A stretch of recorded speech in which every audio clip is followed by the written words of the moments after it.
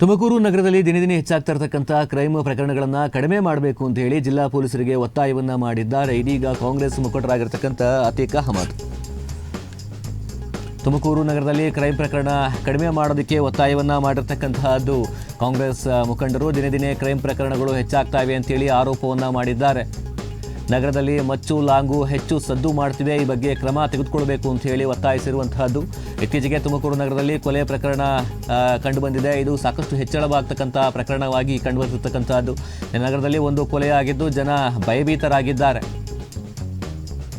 ಇದರಿಂದ ತುಮಕೂರು ನಗರದ ಶಾಂತತೆ ಕದಡ್ತಾ ಇದೆ ಅಂತೇಳಿ ಆರೋಪವನ್ನು ಮಾಡಿರತಕ್ಕಂತಹದ್ದು.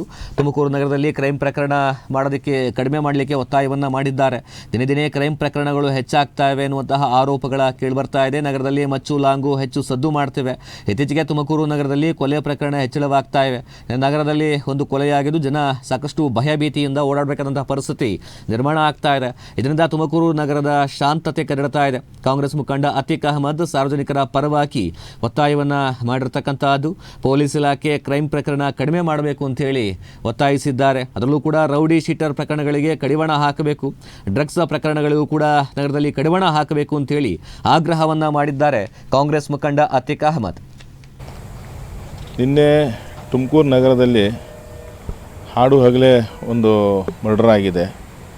ಅದು ಮಾಧ್ಯಮ ಮುಖಾಂತರ ತಿಳಿದ ತಕ್ಷಣ ನಾವು ಅಲ್ಲಿ ಸ್ಪಾಟಿಗೆಲ್ಲ ಹೋಗಿ ಎಲ್ಲ ನೋಡಿದಾಗ ಅಲ್ಲಿ ಜನರ ಆಕ್ರೋಶ ಏನಿತ್ತಲ್ಲ, ಆ ಆಕ್ರೋಶದ ಬಗ್ಗೆ ನಾನು ಇವತ್ತು ಮಾತಾಡ್ತಾ ಇದ್ದೆ. ಜನರಲ್ಲಿ ಏನಿತ್ತು ಆಕ್ರೋಶ ಏನಿತ್ತು, ಅವರು ಯಾವ ಥರ ಭಾವನೆಗಳಿತ್ತು ಜನರಲ್ಲಿ, ಪೊಲೀಸ್ ಇಲಾಖೆ ಮೇಲೆ ಅವ್ರು ಯಾವ ಥರ ಒಂದು ಇದಿತ್ತು ಅದು.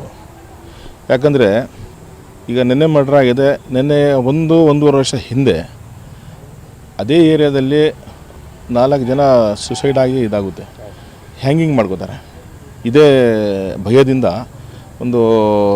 ಇಬ್ಬರು ಮಕ್ಕಳು ಮತ್ತು ಗಂಡ ಹೆಂಡತಿ ಇಬ್ಬರು ಹ್ಯಾಂಗಿಂಗ್ ಮಾಡಿಕೊಂಡು ಸುಸೈಡ್ ನೋಟ್ ಬರೆದಿರ್ತಾರೆ ಮತ್ತು ವಿಡಿಯೋ ಸಹ ಮಾಡಿರ್ತಾರೆ. ಅದರಲ್ಲಿ ಗೃಹ ಸಚಿವರಿಗೂ ಸಹ ಕೇಳ್ಕೊಂಡಿರ್ತಾರೆ, ನಮಗೆ ನ್ಯಾಯ ಕೊಡಿಸಿ ಸ್ವಾಮಿ ಅಂತ ಹೇಳಿ. ಅದರ ಮಧ್ಯದಲ್ಲೇ ತುಮಕೂರು ನಗರದಲ್ಲಿ ಮಚ್ಚು ಲಾಂಗ್ ತೊಗೊಂಡು ಗ್ಯಾಂಗ್ ವಾರು ಸಹ ಸಿಕ್ಕಾಪಟ್ಟೆ ಆಗ್ತಾಯಿದೆ. ಅಲ್ಲಲ್ಲೇ ಕೇಳ್ಬರ್ತಾ ಇದೆ. ಅಂದರೆ ಭಯ ಇಲ್ಲದದ್ದು ತುಮಕೂರು ನಗರದಲ್ಲಿ ನಡೀತಾ ಇದೆ ಅಂತ ಜನರ ಆಕ್ರೋಶ ಒಂದು ಮಾತುಕತೆಗೆ ನಡೀತಾ ಇದೆ. ಪೊಲೀಸ್ ಇಲಾಖೆ ಬರೀ ಹೆಲ್ಮೆಟು ಆಮೇಲೆ ಲೈಸೆನ್ಸು ಅದಕ್ಕೆ ಚೆಕ್ ಮಾಡೋಕ್ಕೆ ಮಾತ್ರ ಭಯ ಹುಟ್ಟಿಸ್ತಾರೆ ಸಾಮಾನ್ಯ ಜನಗಳಲ್ಲಿ. ಇಂಥ ರೌಡಿಸಮ್ ಮಾಡೋರಿಗೆ ಮತ್ತು ಮೀಟ್ರ್ ಬಡ್ಡಿ ವ್ಯವಹಾರ ಮಾಡೋರಿಗೆ ಯಾಕೆ ಭಯ ಹುಟ್ಟಿಸ್ತಾ ಇಲ್ಲ, ಇವ್ರಿಗೆ ಯಾಕೆ ಇದಾಗ್ತಾ ಇಲ್ಲ ಅಂತ ಹೇಳಿ ಅದೊಂದು ಪ್ರಶ್ನೆಯಲ್ಲಿ ಕಾಡ್ತಿತ್ತು ಅಲ್ಲಿ ಸಿಕ್ಕಾಪಟ್ಟೆಯಲ್ಲಿ. ಯಾರು ಅದರ ಬಗ್ಗೆ ಮಾತಾಡೋಕ್ಕೆ ಭಯ ಪಡ್ತಾ ಇದ್ದಾರೆ. ಯಾಕಂದರೆ ನಾವೇನಾದರೂ ಹೇಳೋಕ್ಕೆ ಹೋದರೆ ಸ್ಟೇಷನ್ನೇ ಅವ್ರ ಕಂಟ್ರೋಲ್ ಇದೆಯಪ್ಪ, ನಾವೇನಾದರೂ ಹೇಳೋಕ್ಕೆ ಹೋದ್ರೆ ಉಲ್ಟಾ ನಮಗೇ ಕೇಸ್ ಹಾಕ್ಬಿಡ್ತಾರೆ. ಈ ಥರ ಒಂದು ಭಾವನೆ ಸಾರ್ವಜನಿಕರಲ್ಲಿ ಹುಡ್ತಾ ಇದೆಯಲ್ಲ, ಇದಕ್ಕೆ ಪೊಲೀಸ್ ಇಲಾಖೆ ಹತ್ರ ನಾವು ಮನವಿ ಮಾಡ್ಕೊಳ್ಳೋದು ಅಂದರೆ ಈ ಭಾವನೆಯನ್ನು ಜನರಲ್ಲಿ ತೆಗಿಬೇಕು. ಇದೇನಾಗುತ್ತೆ ಅಂದರೆ ಮೀಟ್ರ್ ಬಡ್ಡಿ ಮೊದಲು ತಿಂಗಳ ಲೆಕ್ಕದಲ್ಲಿ ಕೊಡ್ತಿದ್ರು, ಈಗ ವಾರ ಲೆಕ್ಕದಲ್ಲೋ ದಿನ ಲೆಕ್ಕದಲ್ಲಿ ಅಥವಾ ಗಂಟೆ ಲೆಕ್ಕದಲ್ಲಿ ಮೀಟ್ರ್ ಬಡ್ಡಿಯನ್ನು ಕೊಡ್ತಾ ಇದ್ದಾರೆ. ಸಿಕ್ಕಾಪಟ್ಟೆ ಬಡ್ಡಿ ವಸೂಲು ಮಾಡ್ತಾರೆ. ಅಕಸ್ಮಾತ್ ಏನಾದರೂ ಒಂದು 5-10 ಸಾವಿರ ರೂಪಾಯಿ ಸಣ್ಣ ಪುಟ್ಟವ್ರು ಏನು ಮಾಡ್ತಾರೆ, 5-10 ಸಾವಿರ ರೂಪಾಯಿ ತೊಗೋತಾರೆ, ಜಾಸ್ತಿ ಏನು ಲಕ್ಷಾಂತರ ತೊಗೊಳ್ಳಲ್ಲ. ಇವರೆಲ್ಲ ಕೊಟ್ಟಿಲ್ಲ ಅಂದರೆ ಇವ್ರೇನು ಮಾಡ್ತಾರೆ, ಡ್ರಗ್ಸ್ ಹಾಕೊಂಡ್ಬರ್ತಾರೆ ವಸೂಲು ಮಾಡೋ ಟೈಮಲ್ಲಿ. ಆ ಡ್ರಗ್ಸ್ ನಶೆದಲ್ಲಿ ಏನು ಮಾಡ್ತಾರೆ, ಜ್ಞಾನ ಇರಲ್ಲ ಅವ್ರಿಗೆ, ಮರ್ಡರ್ ಮಾಡ್ತಾರೆ. ಆವಾಗ ಸಾಮಾನ್ಯ ಜನರಲ್ಲಿ ಒಂದು ಭಯ ಏನಾಗಿದೆಯಲ್ಲ, ಈ ಭಯಕ್ಕೆ ಒಂದು ಕಡಿವಾಣ ಹಾಕಬೇಕು. ಪೊಲೀಸ್ ಇಲಾಖೆಗೆ ಮನವಿ ಮಾಡೋದೇನೆಂದರೆ ಈ ಭಾವನೆ ಏನು ಸಾರ್ವಜನಿಕರಿದೆ, ಈ ಭಾವನೆಯನ್ನು ಸರಿಯಾದ ರೀತಿಯಿಂದ ಯಾರು ಏನಾರು ರೌಡಿಸಮ್ ಮಾಡ್ತಾರೆ, ಯಾರು ಡ್ರಗ್ಸನ್ನ ಇದು ಮಾಡ್ಕೊಂಬರ್ತಾರೆ, ಅವ್ರನ್ನ ಕಡಿವಾಣ ಹಾಕಿ ಅವ್ರನ್ನ ಎಡೆಮರಿಯನ್ನು ಕಟ್ಟಿ ಹಾಕಿ ಅವ್ರನ್ನ ಸರಿಯಾದ ರೀತಿಯಿಂದ ಪಾಠ ಕಲಿಸಿದ್ರೆ ಸಾಮಾನ್ಯ ಜನರು ಬದುಕೋಕ್ಕೆ ಸಾಧ್ಯ ಆಗುತ್ತೆ ಅಂತ ಹೇಳಿ ಇವತ್ತು ನನ್ನ ಆಕ್ರೋಶ.